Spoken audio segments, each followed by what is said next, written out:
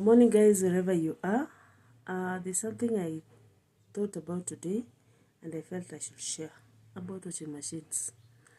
I know some of you have washing machines and it is messing you up and you don't know what is the problem. I'm mostly talking to ladies who use washing machine to wash everything. Everything. Ideally, the way a washing machine is made, it does not wash your innerwear well. Take note, it does not.